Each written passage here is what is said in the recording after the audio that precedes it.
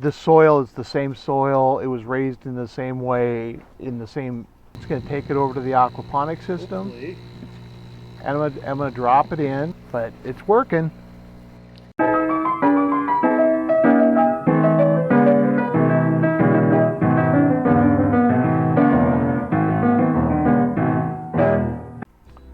So in this old video, I'm just showing how I made the dual root zone self-watering pots.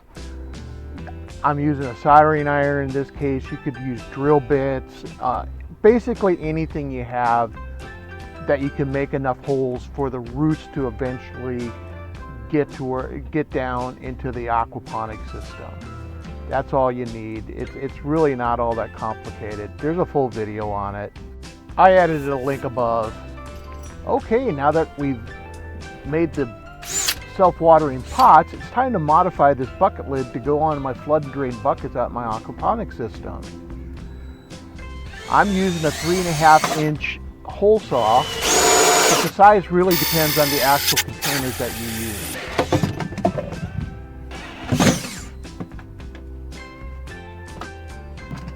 That's all there is to it. I'm just checking the fit. It looks good. Yeah, that's a nice fit. That'll work perfect.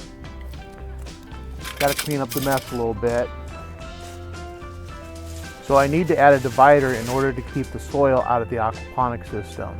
In this case, I'm using filter floss for an aquarium type filter, but I prefer to use rock wool. I think that the roots actually penetrate better through the rock wool, but that's all there is to it.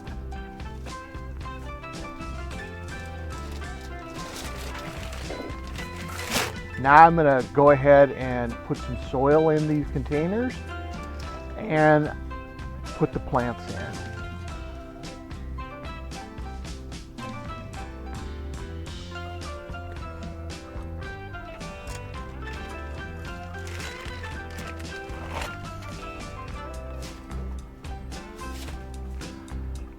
That plant there was grown strictly in soil, and this other one was grown in an aquaponic system indoors. You guys have probably seen that a few different times. It's my guppy system, works great for starting plants. I want to make sure I get the roots all the way to the bottom and pretty firmly pack this in.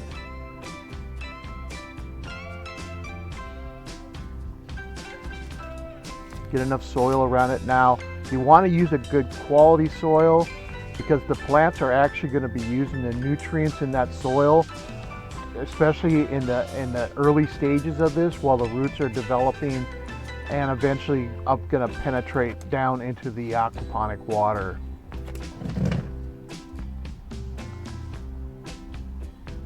Basically, I'm doing the same thing with this one, except I'm not going to disturb the roots too much. I'm just going to put it all the soil and everything down into the cup. This soil is the same soil. It was raised in the same way, in the same soil as what I'm using now.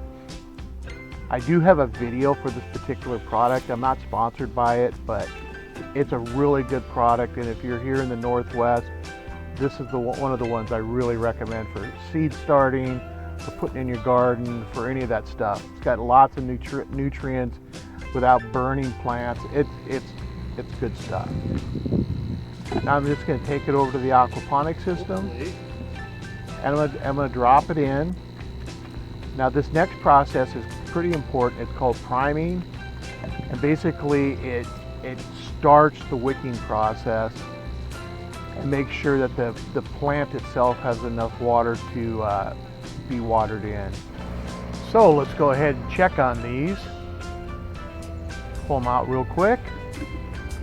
And look at that.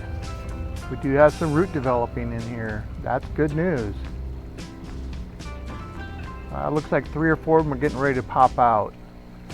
I did check the other one and there wasn't anything on it yet, but it's working. Now if you don't have these flood and drain buckets, you can do what I'm showing here in this video. Is I just literally just buried them in my grow bed. And this is one of my favorite seed starting methods because I don't ever have to worry about water or nutrients or anything. It just works. If you get something out of the video, like, share, and subscribe, and have a great day, everybody.